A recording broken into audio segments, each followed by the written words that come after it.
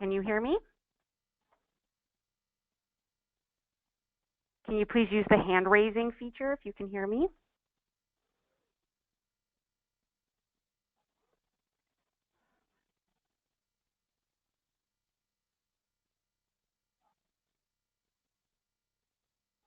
Or use the chat box feature to let me know that you can hear me? Okay, great. Rebecca can hear me. Paula can hear me. Wonderful. That's the fun of webinars. That one thing that's missing is that back and forth. So great. Good. I am so sorry for the delay. We will go ahead and get started. So I'm going to go ahead and go in a full screen, which means that I'm not going to be able to see if you all have made any comments in the chat box, unfortunately, but we'll figure it out. I am very confident that we will figure it out, and we have time dedicated at the end to address any questions anyone may have. So let's go ahead and get started. Oh, well, that's there. Maybe okay, is that, let me see. Okay, so let's go ahead and get going. I am really excited about today's webinar. My name is Nadia Ghasedi, and I would like to thank you all for participating in the Association of Moving Image Archivists Continuing Education Series.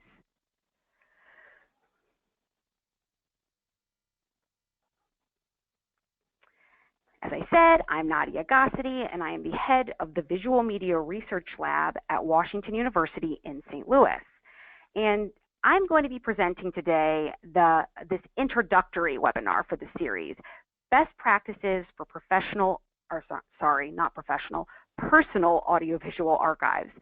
Before we get started, I would like to thank the content developers for their months of hard work putting this webinar together. They're listed there at the bottom, but I want to go ahead and recognize them, and that's Eddie Calton, Marie Lascu, Yvonne Ng, and Lauren Sorensen. I'd also like to thank Lance Watsky, who is producing today's webinar.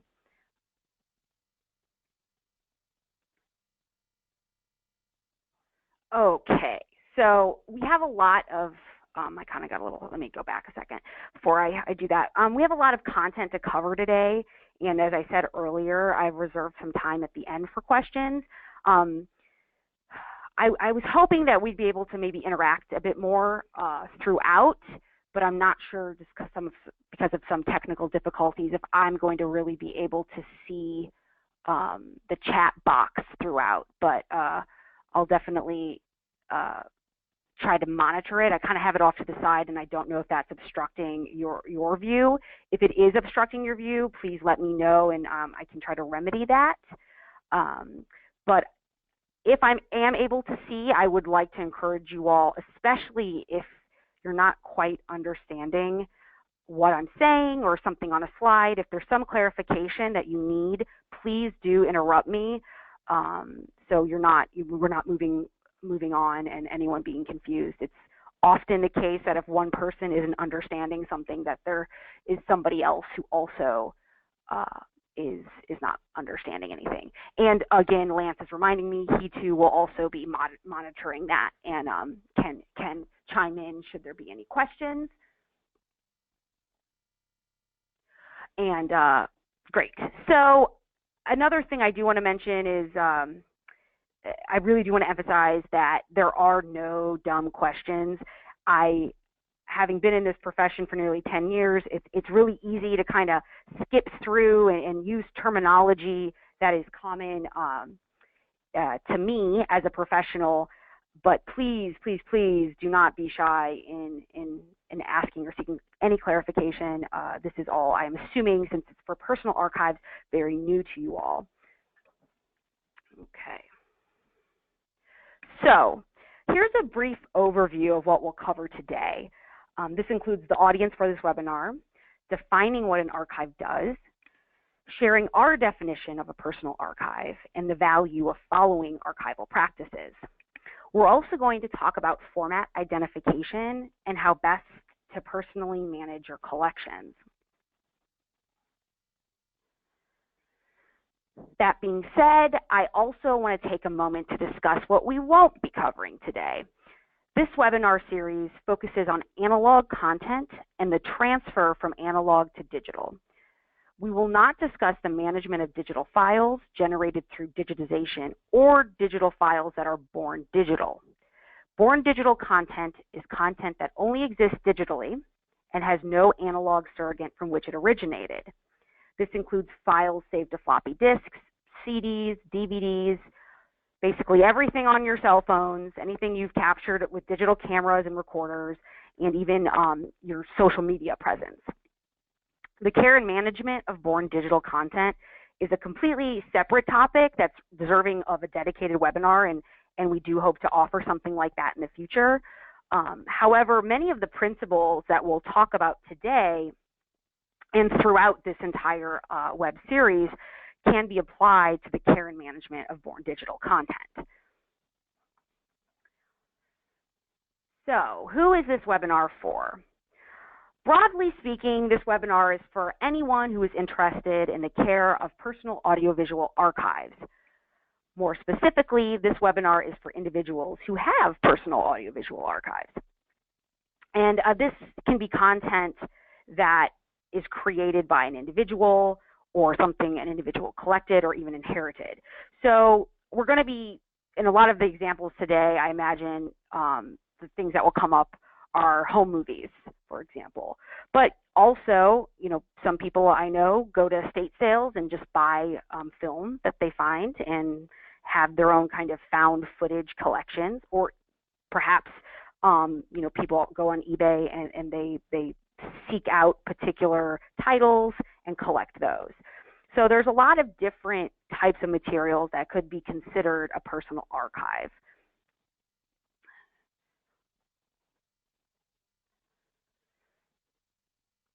So what does an archive do? We're going to kind of go through some major functions of an archive.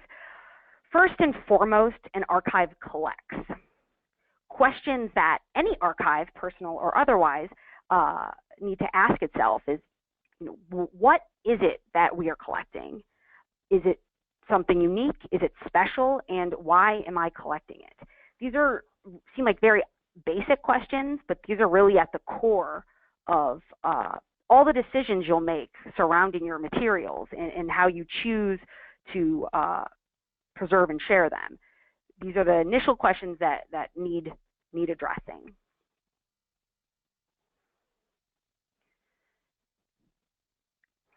So, in addition to collecting, an archive also preserves.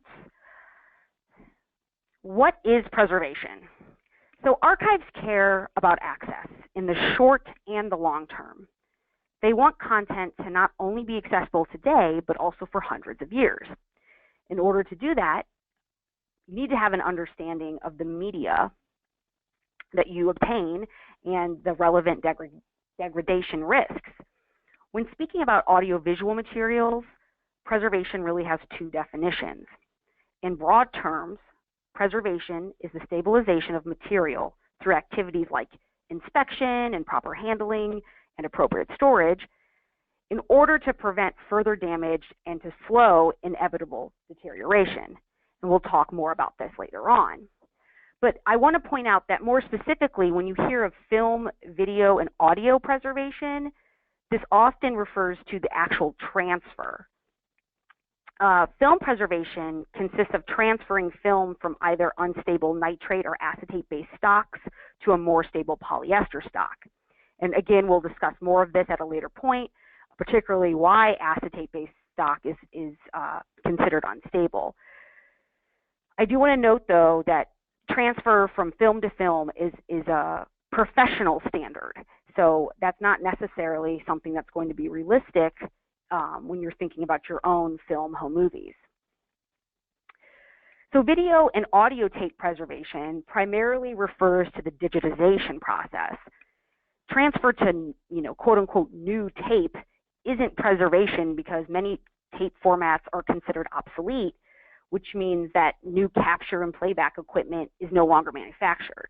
Therefore, the only reliable format to transfer video and audio is to a digital format. And you can learn more about that process in the second webinar of this series, which is on Thursday. So hopefully you're planning on participating in that. So we have collect, preserve, and now describe and arrange. An important part of an archive's function is description and arrangement. If you can't describe the who, what, when, and wheres of your collection, then you really don't know what you have. And if you don't know what you have, then you don't know what's worth preserving. You don't want to put your time and your money, you don't want to invest that if you're not even sure of what you have is something you care about. So let's say that you do know what you have, but you can't find anything because it isn't arranged in any logical or documented way. Obviously, this is also very problematic. You could have really important things that people want access to, but without the core functions of a logical arrangement, those things might as well be lost. So archives often employ things like finding aids, which follow specific standards, or they utilize sophisticated databases. However, at its core, arrangement and description can be as simple as just keeping everything in alphabetical order. And having an inventory saved in a Word document. And we'll delve a little deeper into this later on, but there's definitely, these things are very scalable. Last and certainly not least, a major function of an archive is to provide access. I want to emphasize that preservation and accessibility go hand in hand. We preserve to increase accessibility. Preservation without accessibility is pointless. Therefore, digitization of some form is essential to ensure that your materials can be viewed. When considering how to best make your materials accessible, you do have to consider your audience. Do you want to share just among a few friends, or are you wanting to show the entire world? Again, this is something we'll expand on a bit later, but I want to go back to the point that I made when we were talking about the film preservation.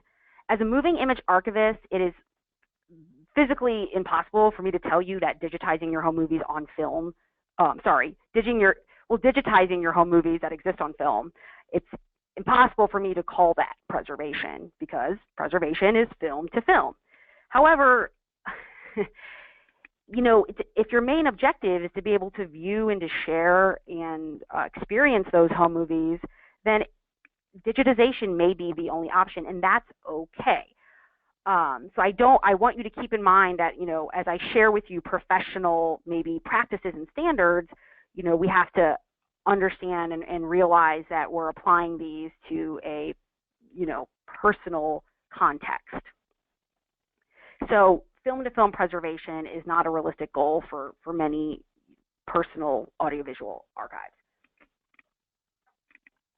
So, sorry, get a drink of water. So just to quickly review, the core functions of an archive are to collect, preserve, arrange, and describe, and make accessible. So when we say personal audiovisual archive, what do we mean? And we're defining that in two ways that are very similar. But we mean a collection or collections of analog and digital materials created and saved by an individual, or a collection or collections of analog and digital materials passed down through generations and saved by family members. I would like to discuss some examples outside of home movies. Obviously, home movies are a huge part of many people's personal archives, but I think there are other things that maybe you even still have around that you haven't even considered being worthy of archiving. I just have a little story. My husband grew up in a small town before the World Wide Web was ubiquitous, and despite his isolation, he managed to develop a liking for reggae music. But as you can imagine, his access was pretty limited.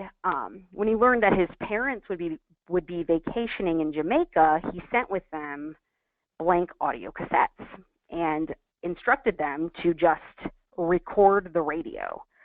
And when his parents returned, he not only had a nice selection of dancehall music, but he unknowingly had captured a context. He had not only the music, but he had the DJ comments and the advertisements and everything else that really showed that part of Jamaica, that part of Jamaica's culture at that specific time.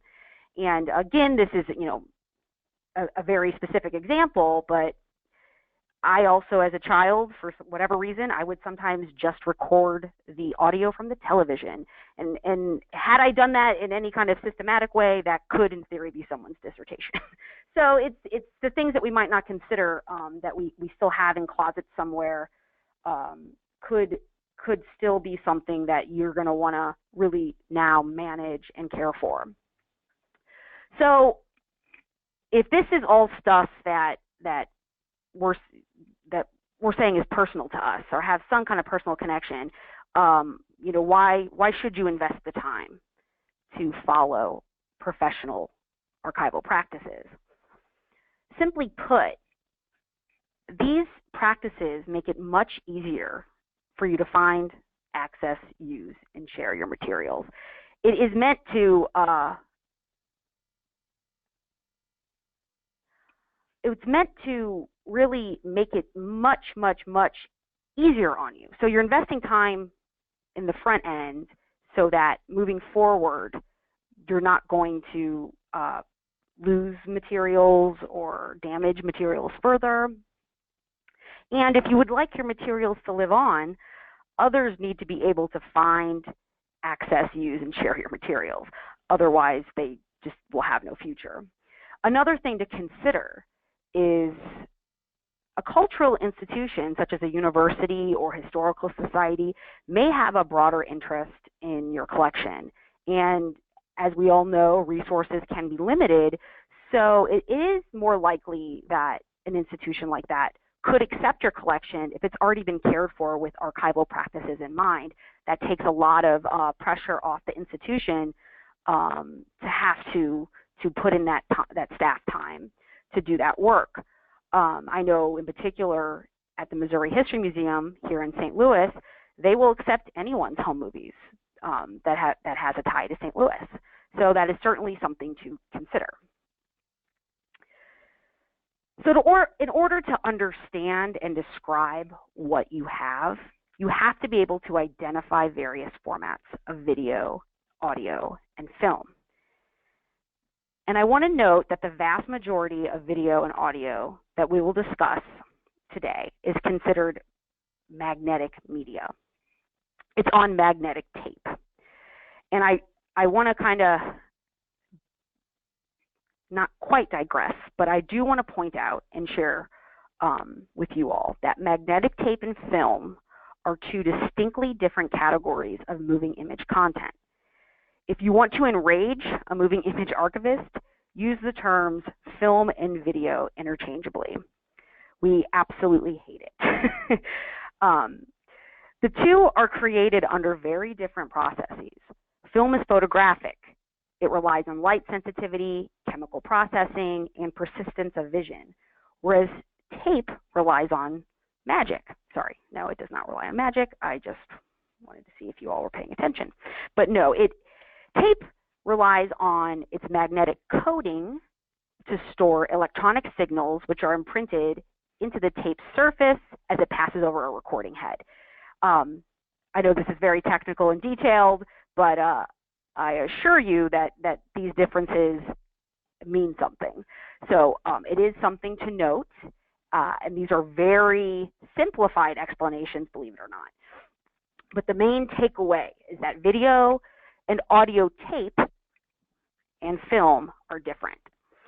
They have different qualities, different histories, different storage requirements, different signs of deterioration, and as previously mentioned, different forms of preservation.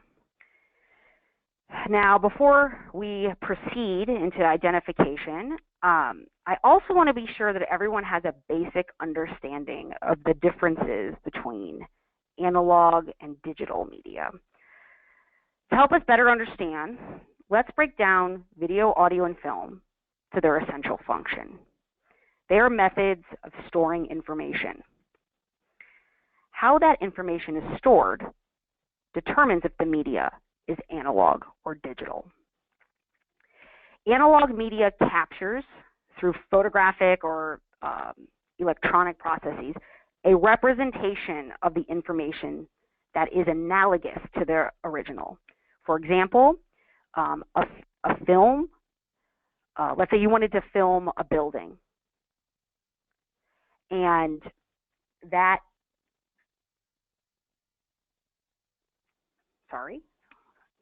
so let's say you want to, I will start over there. For example, let's say you were filming a building. You expose the film, you look through the viewfinder, and the film actually stores images that are analogous to what you saw. If you look at the piece of film, you're going to see the building as you also saw it standing on the street.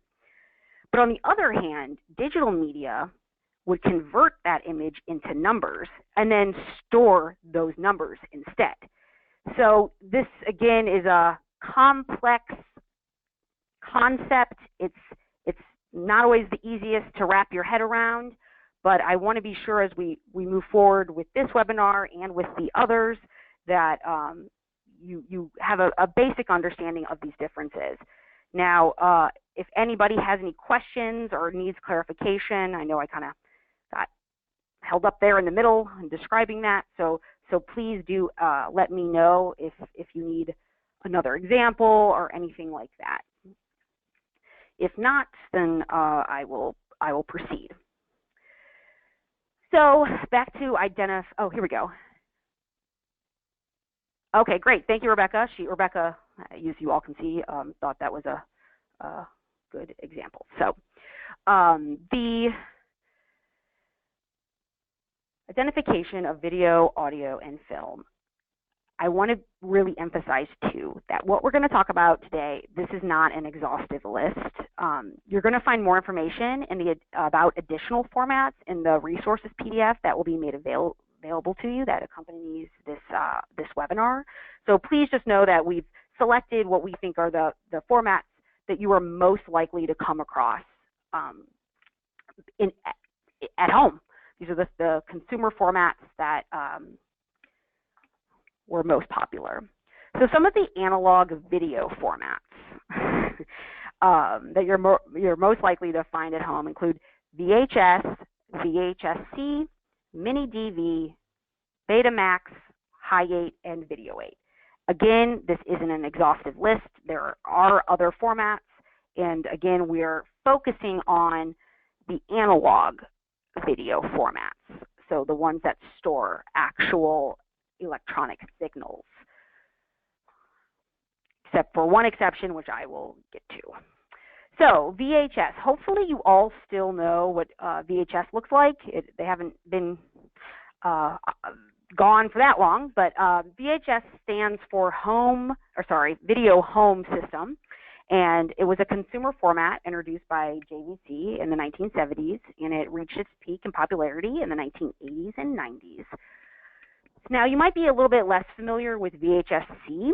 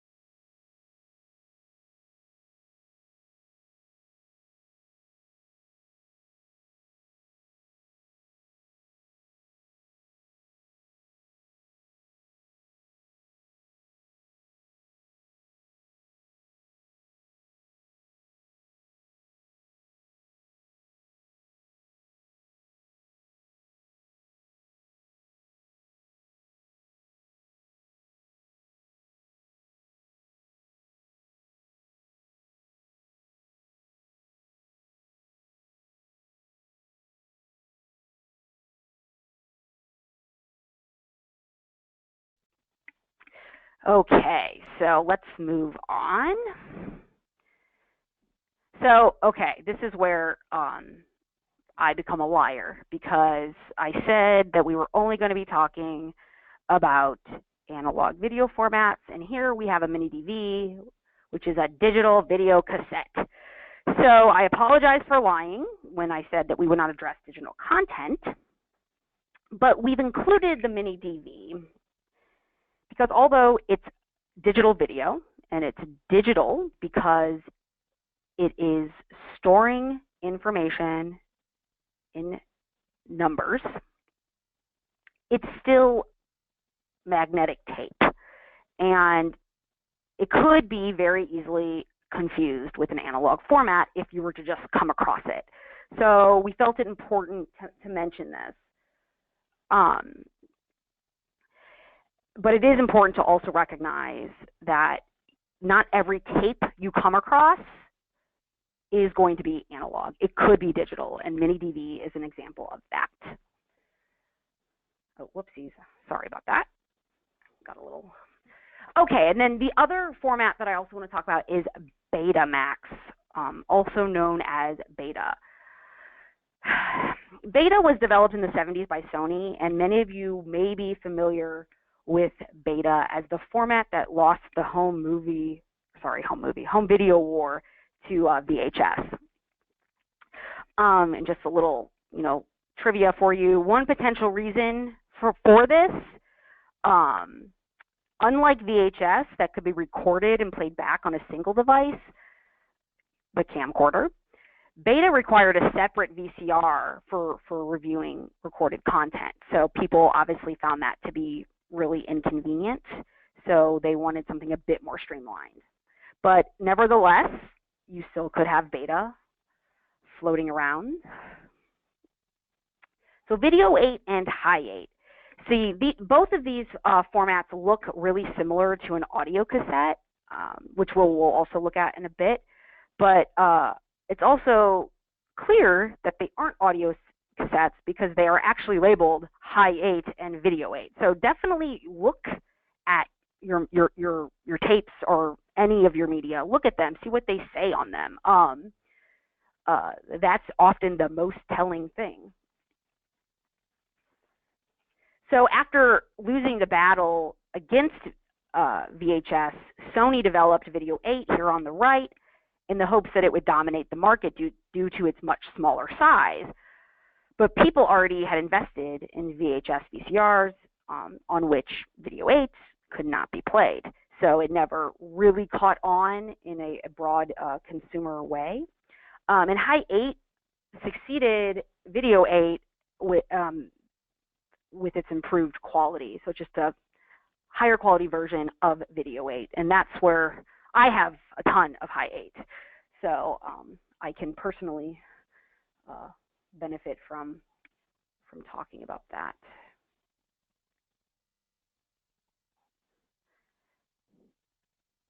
I think we are going to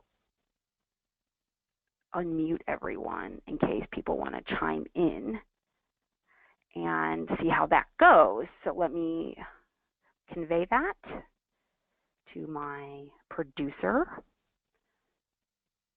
and let him know that we can unmute everybody if that's okay with you all. And you guys can chime in. Okay, great. I think people have been unmuted. Warning, you have been unmuted. Can everyone okay. is now unmuted? Hello? Can you guys hear me? Can you hear me? Yes. Yes. Hey. Yay, hi. Should we be muted? This is the first time. Can you guys hear me? Yeah. I'll say this is probably the first time I've actually spoken. I'm actually using the wrong headset, but my computer has a microphone anyway, so I guess it works out. We can hear you. Can you hear me? Yeah. Okay. If it gets too noisy, I can mute everyone. But because it was just a few people, Nadia was hoping to give you guys ability to talk. So hopefully this works out. Yeah, and you can also still use the chat feature if you want me to stop, and then we can, so we don't have too many people trying to speak at once or anything like that. And there's also the little raising your hand, if you guys can see that little icon. But yeah, no, I'm very happy to have, you know, discussion too as we proceed. Okay, so moving on from our video formats, we're going to discuss some typical analog audio formats. So some of the typical analog audio formats that you're going to find at home include the compact audio cassette tape, the micro cassette tape, DAT, which again is our kind of like our mini DV, which we'll talk about, and a 1/4-inch open reel audio tape. And then we have kind of the outlier, the vinyl record. So again, this is not an exhaustive list, but you will be able to learn more from the resources that are in the PDF. So the audio cassette was originally developed for diction machines, but it rose in popularity with the development of Sony's portable tape player, the Walkman. Now, if you're of my generation, then you'll also recall the use of audio cassettes to make animatronic toys come to life, such as Teddy Ruxpin. I, of course, did not have a Teddy Ruxpin, but I did have the incredibly terrifying Cricket doll, and I suggest you all Google that later, but not before bed because you will have nightmares. But the micro cassette is very similar to the standard audio cassette, but obviously it was smaller. And due to quality issues, it was primarily just used for voice-related recordings, such as answering machines and dictation. I said diction. I'm so sorry. There has to be someone out there that has saved all of their answering machine messages, and personally, I think that would be an amazing collection. So, okay. Yeah, looks like I'm sorry.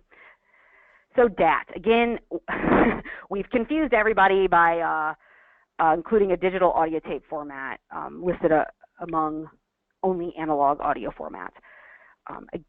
DAT, digital audio tape, again, it's a digital recording, but it could be easily confused with an audio cassette. And I want to be sure that everybody realizes that DAT is its own format. So don't come across one of these tapes and think, you know, that DAT is an audio cassette brand or something and try to play it in an audio cassette player.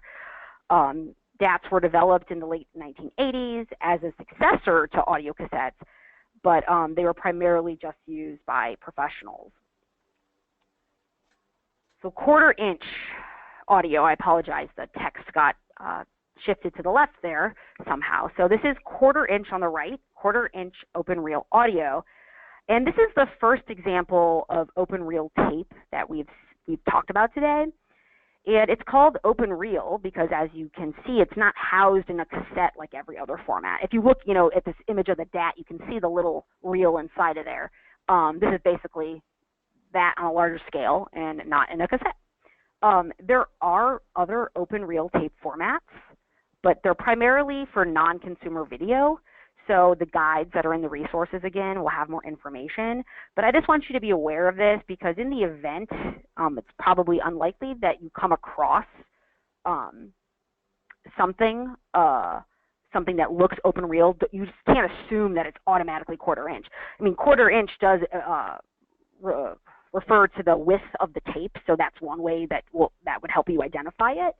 But and it is most likely that if you come across anything at home, that's open reel, it's going to be 1/4-inch audio. But again, peruse the identification guides, the links to those that are in the PDF. And finally, our first non-magnetic example, vinyl records. Vinyl records are categorized by their diameter and their RPM, or revolutions per minute. The 78 on the left became the industry standard in the 1920s, followed by the LP, which stands for long play, in 1948, and that's still considered the standard vinyl record format. And 45s are of the same era as the LP, but they are shorter, you know, featuring just singles. So we're gonna Does anybody have any questions? I should stop there. See if anyone has any questions before we move on to film. Okie dokie. So, typical film formats that you will find at home include 16 millimeter, 8 millimeter, and Super 8. Please be aware that there are other film formats, and we're really just focusing on the ones that are most associated with amateur, home use. So these are the ones that you're most likely to come across at home. It does not mean at all that you wouldn't have something like 35 millimeter, but it's just going to be a lot less likely.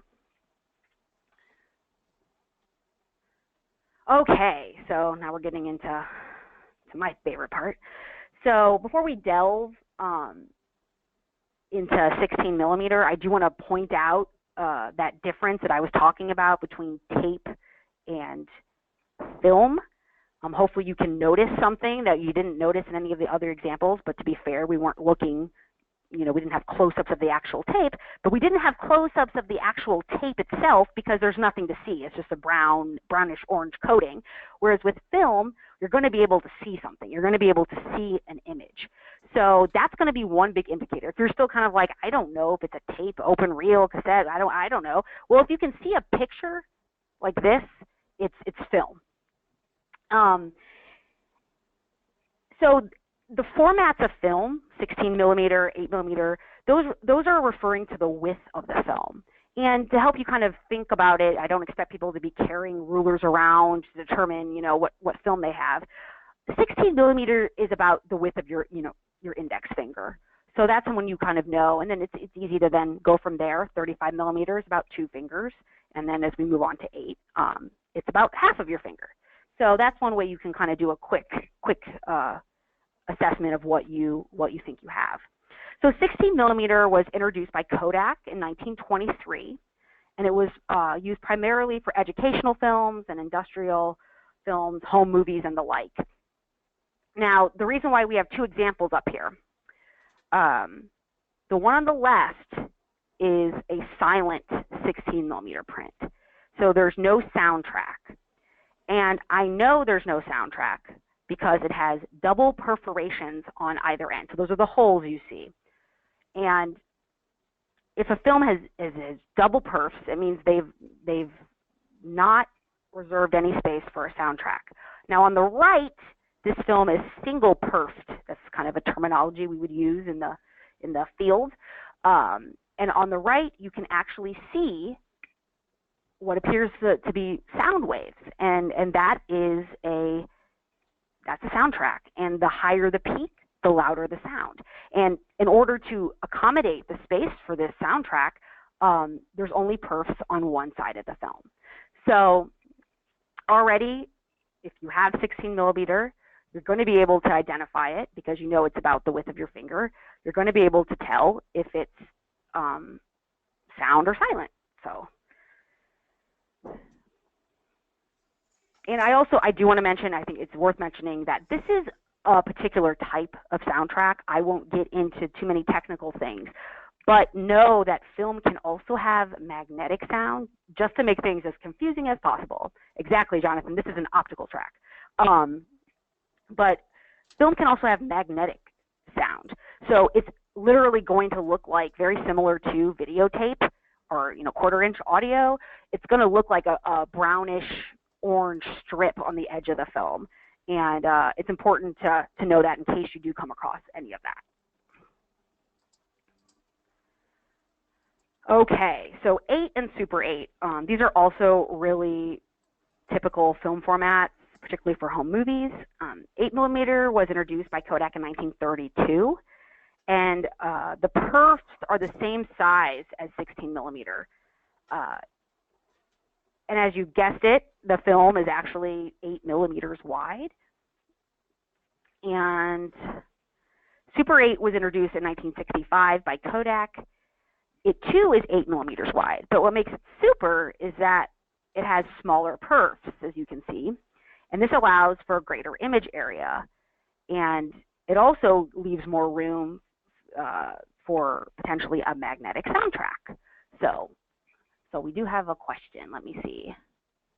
If silent film has two sides of perforations and sound film has only one, how does a projector handle the two types? That is a very good question. They typically, where the sprocket drives are on a projector, they're only on one side, if that makes sense. So the sprocket drives, there's not drives on both sides of the film. Does that make sense? Okay. Yeah. I was the one who asked the question. As someone who's interested in film, it just sort of, you thought, film, we often see the two sprockets. I was like, I was trying thinking of productions, like, how does it work for both? Right. No, they have one side. Right, and that's why it's very important that you load a single perf film into a projector, a 16 millimeter single perf film into a projector properly. Because if you did it incorrectly, you could be puncturing the other side. So the drives are only on one side. But yeah, no, that's a good question. So now,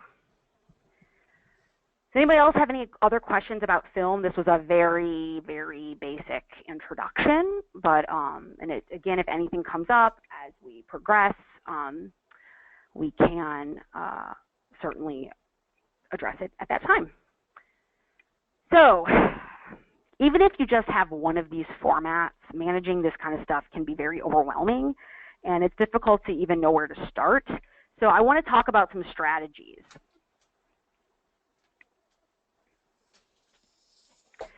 Now, I can give you plenty of tips and advice, but what it really is going to come down to is what your priorities and your objectives are. So you're going to have to answer some questions that aren't necessarily easy to answer, but first you need to determine, do you want to continue caring for your collection personally?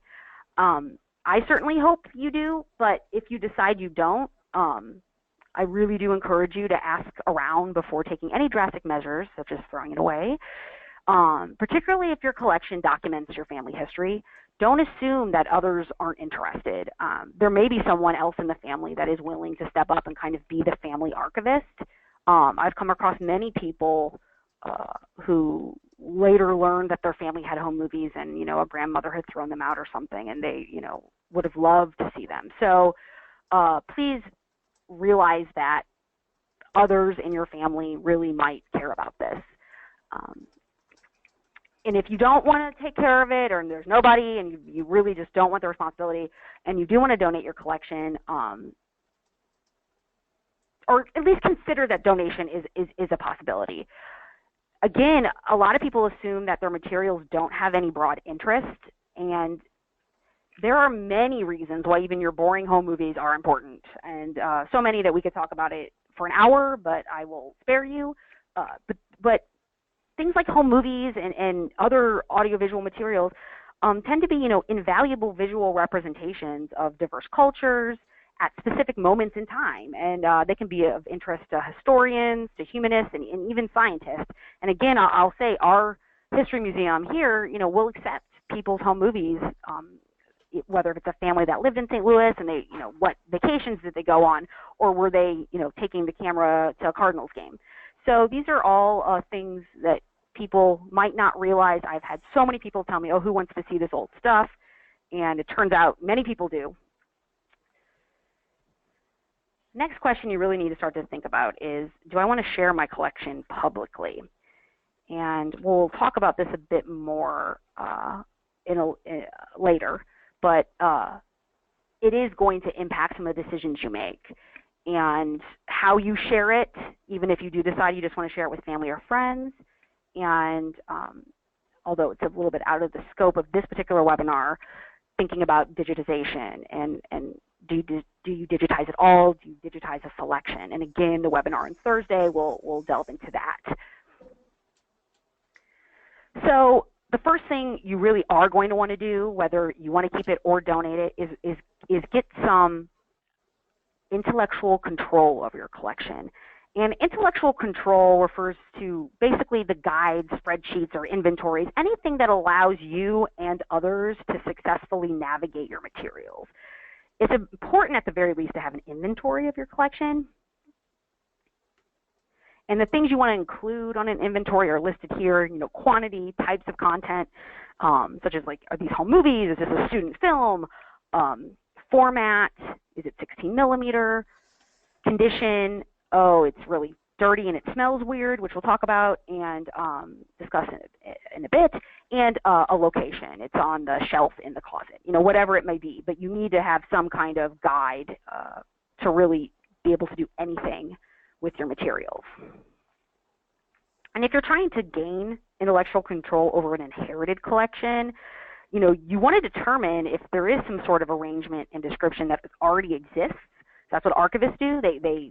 They determine if there's an original order.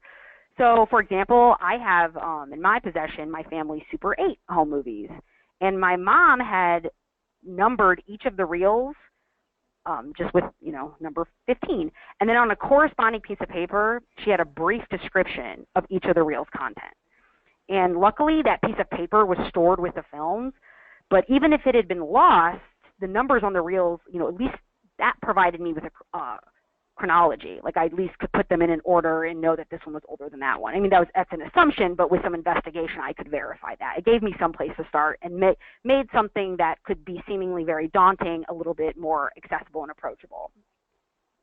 And again, this is not just going to be helpful for you. It's going to be really helpful if you do send the materials out to be digitized. It's going to be really helpful to anyone who wants to access and use or in the future manage the collection. So you're doing yourself and others a favor. So let's talk about the risks that your collections face. And in order to set priorities and objectives, you have to have the understanding of the potential obstacles of storing and keeping audiovisual collections. So among the risks, which we touched on earlier, to consider is obsolescence of a format. And really what we're talking about is obsolescence of the playback equipment. You might still be able to buy, I think you can still buy, you can still buy CDs right now, but I don't know about you all, but I don't really have many places I can play one. My car, I guess, still has a CD drive, but, I have a new laptop from work. There's no disk drive. No one I know has, boom boxes around.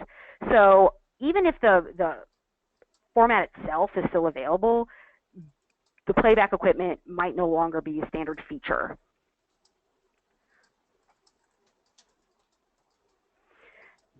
So whether you are seek to get your content transferred or you want to donate it to a cultural institution, it's important to also know the state of your video and film, because you don't want to damage your materials further.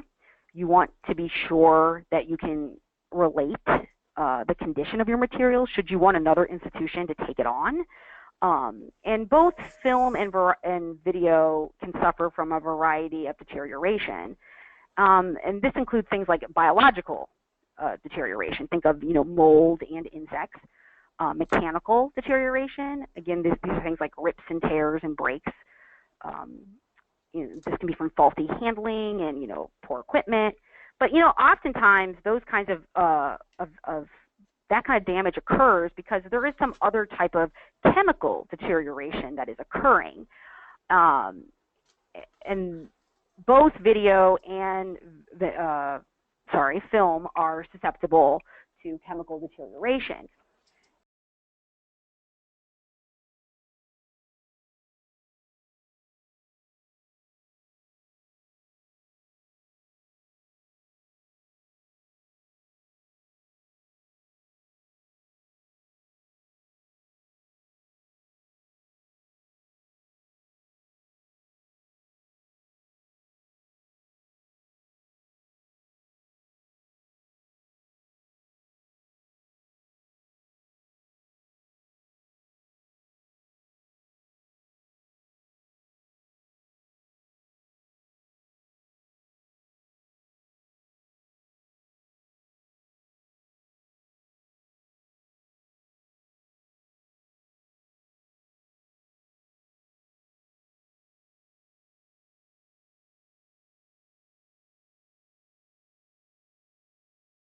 here is some film, and I'm going to actually proceed and talk about Vinegar Syndrome.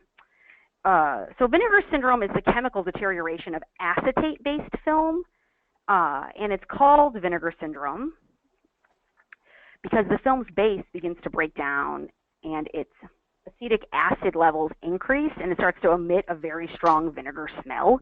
So any of you that have will know exactly what I'm talking about if you have come across any vinegar film. Sorry, we have a question. But you can purchase an external disk drive for a computer, at least. Yes, no, you definitely can. But when you think about disk drives being a standard in a laptop, and now they're an additional feature, it's kind of a sign of what is to come. Just like the disk drive, the floppy disk drive. It's like, well, now I don't even think you can buy a computer. So it's just more a matter of time before we might no longer see those things. But yes, no, very true. You can buy a external disk drive. Thank you. So back to Vinegar Syndrome. So it's the chemical breakdown of acetate-based film, and it emits a very strong vinegar smell. And if you don't know like what's in that film can that you have, it's always recommended that you open film containers away from your face or anybody else's face. You just don't know. And Vinegar Syndrome, it can be severe, and it can be so severe that it does burn skin. I have never encountered that. I have encountered, I think the worst Vinegar Syndrome I probably encountered, kind of just made my eyes water. But you want to be cautious. And as the film is deteriorating, it can also lose moisture and solvents and plasticizers, and that makes the film actually shrink. And when we say shrink, it means the spaces in between those perfs that we talk about, those actually get smaller. And when we talked about, Rebecca had the question about the projector. Well, those sprocket drives are just on one side, but they're also spaced out to project new film. It's not, they're not adjusted for shrinkage. So if that space starts to change, then your film can slip and you can really do some damage. And also film can be brittle and it can break. So I do recommend that nobody attempt to view their films at home. You likely have the projector sitting right there if you have the films, but I would ask that you seek guidance and input from your nearest archive. And also, I don't think we included the Center for Home Movies in the resource guide, but I do encourage you all, if you do have small gauge film, to visit their site and to also learn a bit more about Home Movie Day and to see if you have a Home Movie Day in your city. That's a great event that can really educate you on how best to care in more depth about your films. So that's definitely something. And also, one thing we do here at Washington University, we kind of see ourselves as a free service to anyone in the community that, maybe they came across a film or they don't know what it is or they think it smells weird. And, they'll bring in a film and, we can't look at all their film, obviously, but we will put it on an inspection bench and kind of let them know and give them a sense of what they have. And, I do encourage you all to seek those resources as well. So, the rate of deterioration in audiovisual materials is largely related to the environment in which it's stored. For example, Vinegar Syndrome is somewhat inevitable for acetate-based films, and that's the majority of small gauge films from the 20th century. And by small gauge, I mean non-35 millimeter and higher, so the 16, the 8, the Super 8. However, inevitable deterioration can still be slowed if we properly store materials. And unfortunately, the storage spaces that thank you. I just saw the Center for Home Movies link. Thank you, Lance, for that. But unfortunately, the storage spaces that we often have available in our homes are like the worst places to store media. So the things you want to avoid, attics, their temperatures fluctuate greatly between seasons, and basements often hold a lot of moisture. And audiovisual materials, they like cool and dry spaces. So, my recommendation is that if you have audiovisual materials at home that you're storing, to really, try to find a closet on, not in the basement or the attic, you know, really if that's ideal. But if you can't do that, you know, invest, well, either way, it's ideal to invest in archival containers. And be sure to separate any acidic materials from your film. So sometimes there's like pieces of paper, things like that are shoved in a can with the film. Well, you want to remove those things, but you also want to be sure to document that you did that. If you have to store film in a basement, you know, invest in a dehumidifier and don't leave materials on the floor or under pipes, anywhere where if there should be any water issues, that they could be damaged. Also, you know, in the attic, any place that might have a window, you know, just don't leave it on the ledge of the window. Keep it out of the sun. You know, just, I would hope, maybe, I don't know, maybe these aren't common sense things, but ideally clean, cool, dry spaces are ideal for audiovisual material. And okay, I know we said we weren't covering born digital works, and we're not, but if you have any analog formats that you do digitize, they're going to end up on a hard drive. And you want to be sure to safeguard the files on that hard drive. So this is something that everyone should note. A wise person once said, it's not a matter of if a hard drive will fail. It is a matter of when. So all drives at some point will fail.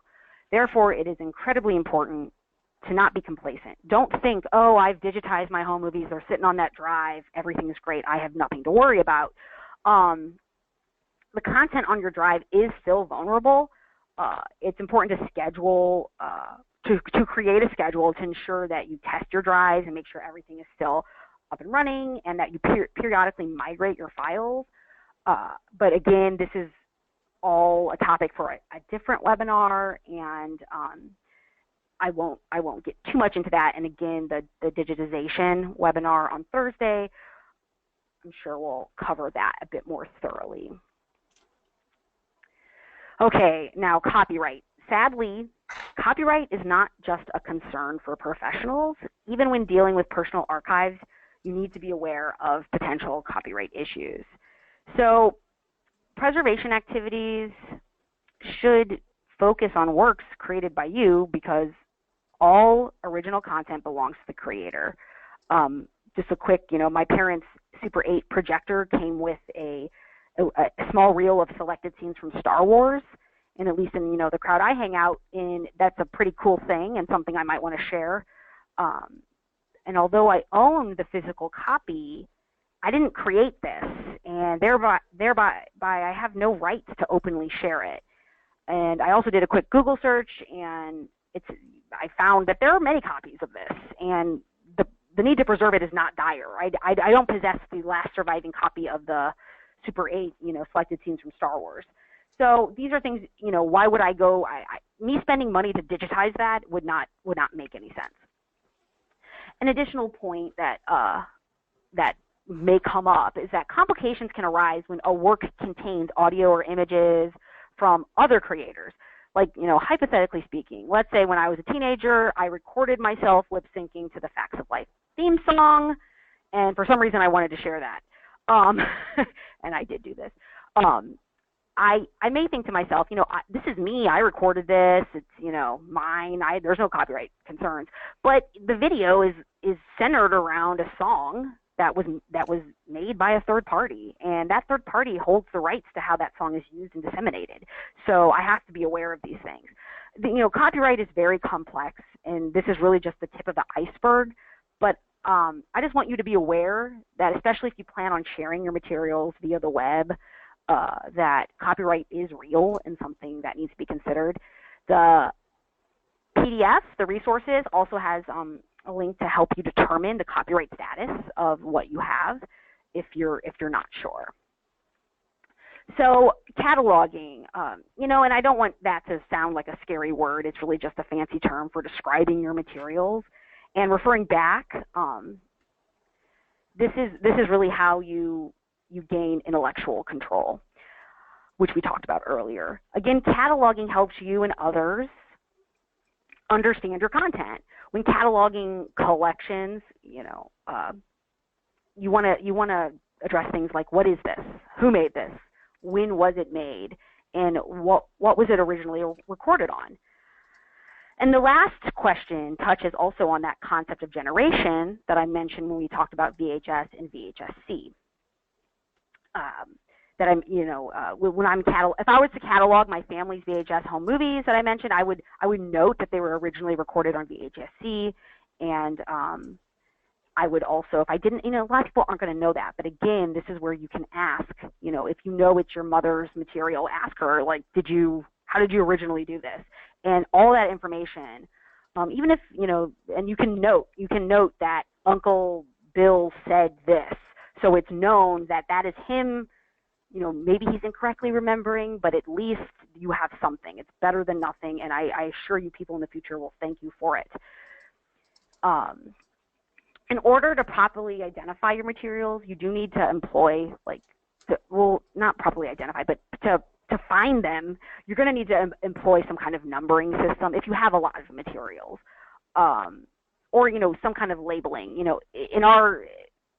The professional way would be to employ a numbering system. So if you had 50 tapes and you only have 50, you're never going to have more, the best practice would, to label the first tape 01 rather than simply 1, because if I were to do a search in a system, it's going to pull 1 and 10, So, those are just kind of very specific suggestions.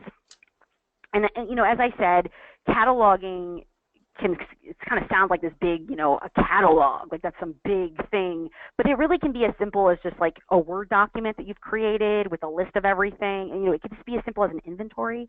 You could do a spreadsheet. There are also commercial providers that do allow you to store your catalog online. However, and if anybody knows of any, please feel free to share them. But the ones that I've come across usually are made for collections that consist of published works, because you're able to search ISBNs and then it pulls up, if you have a DVD collection kind of thing.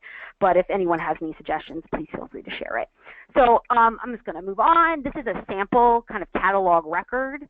And again, you kind of see the fields that are being documented. And I want to mention there's a unique ID, original format, duration, recording date, description, location, and I want to add that if you're digitizing your material, your analog content, then there's also additional information you want to capture about that process, such as the transfer date, the file format, like what you're naming the file and where that file lives. Does it live on a specific hard drive? And in that case, you'd also want to label your hard drives.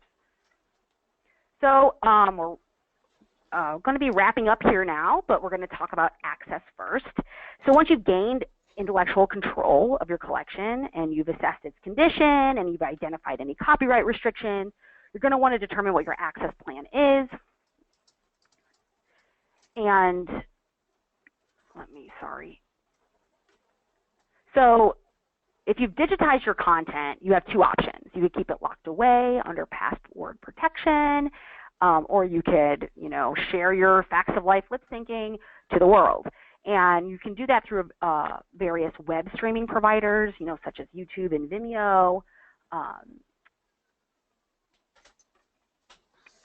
And you can even use these sites without openly sharing. You can make it password protected. But I really want to point this out. It's important to review user agreements, even if you're restricting your content. Like, let's say you're saying, well, I have a personal, YouTube channel. No one can see my stuff.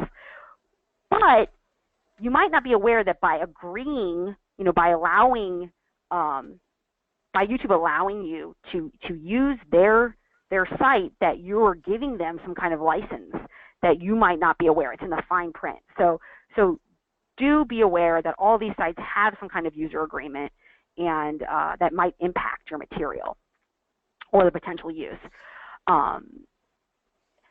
So these are really important things to consider. And if you want to share your content, really broadly, another option is the Internet Archive. And the Internet Archive allows for both streaming and allows files to be downloaded, which is great. especially if you want your material to be used by others. And it also allows you to assign a Creative Commons license. And a Creative Commons license basically allows you to give permission to users to use your material, but at various levels. Like, so for example, I could say, you can use my video, but it has to be attributed to me, and you can't use it for commercial purposes. So that's something else you want to consider in the event that you're open to your material being used more broadly. And another, and this isn't mentioned here, but another thing I want to mention is just storing your content in the cloud, or at least as a backup, to a hard drive. And I made a compilation of digitized VHS home movies as a Christmas gift to my family, and I shared the video with my family through Google Drive. And then this gave them the option to download it to their devices if they wanted. And that's great, because if they did that, then there is multiple locations that video exists. So that wraps up the first webinar. I know that was a lot of information, and I hope you all found it useful, and I appreciate you participating. And again, we really just scratched the surface. So I hope you're all planning to participate in the next webinar in the series, Best Practices for Personal Audiovisual Archive Digitization. And that's this Thursday, I believe, at the same time. It's really going to pick up where we left off, and it's going to address a lot of the things that we didn't do. So I do encourage you to participate. Now, I would also like to open it up for questions, but before that, I do want to give credit to all the many people that worked on this series, and they're all listed here. They're wonderful people. So if does anybody have any questions, you can also, if anything occurs to you, I will go back. This is my email address. You guys can always email me with any questions you may have, and if I don't know the answer now, I will certainly find the answer or attempt to and get back to you. I have something to add. Mm-hmm. All right. First off, any questions? I do. Okay. Earlier, Nadia said in your kind of story about how your parents recorded some reggae music from Jamaican stations, and you also mentioned that you recorded the audio from television. When I put it in the section, it reminded me of how in the case of Doctor Who, all the missing episodes still have their audio existing because of off-air recordings. Yes, yes.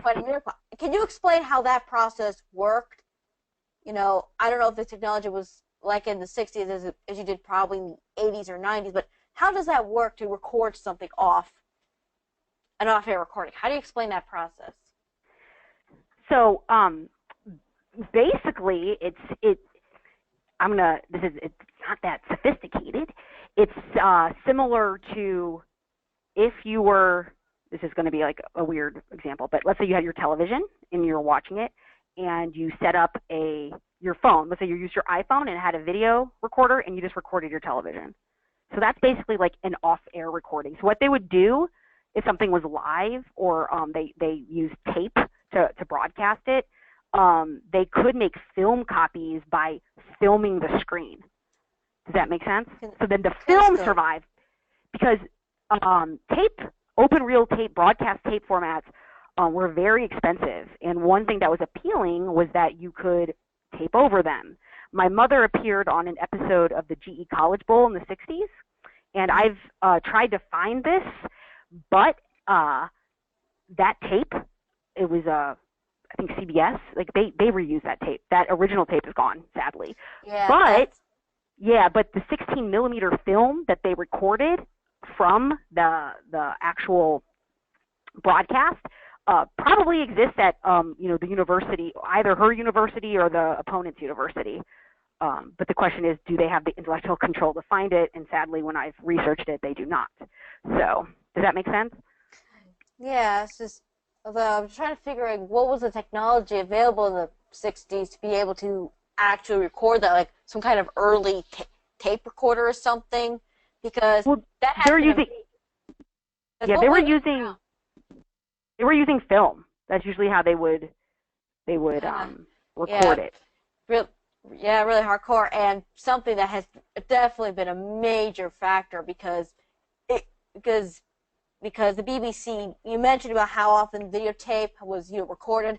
That's how we lost a lot of content, like Doctor Who, but a lot of BBC content, And the Yes. fact with Doctor Who, it's practically, even though we don't all have the pictures, but every audio of every episode, that's just like a miracle, to get to somehow experience it, Yeah, no, we're very lucky, and that's where you can't disregard always the things that you might think, are these, ephemeral recordings that you made, because it might turn out that you do have the best surviving source, and that's something that moving image archives deal with a lot, and that's part of our responsibility is to investigate that and to ensure that something that we have to determine is this the best surviving source. Mm-hmm. Yeah, there's also a good book about that called White, which is precisely about, the Doctor Who, but also about how the Doctor Who episodes got lost, but also how they were recovered. Mm-hmm. So it kind of goes into cool. what was going on at the time. A bit outdated in fact that when it was published, 108 episodes were missing, but in like the 5 years we've got like 11 total across 4 stories. So. It's only a little bit dated in that aspect, but it's still a very good source, If you want to learn, like, why were things wiped, Right. Well, thank you for sharing that. Does anybody else have any questions?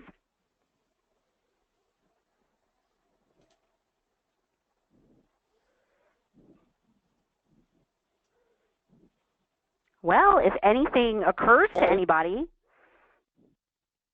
sorry, what were you saying, Lance? Oh, go ahead. I'm sorry.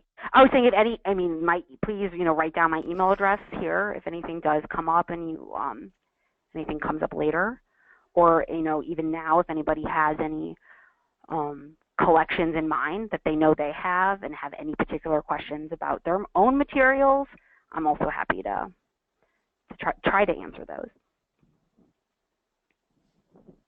All righty. Excellent. On behalf of the AMIA Online Continuing Education Task Force, I would really like to thank everyone for joining us today.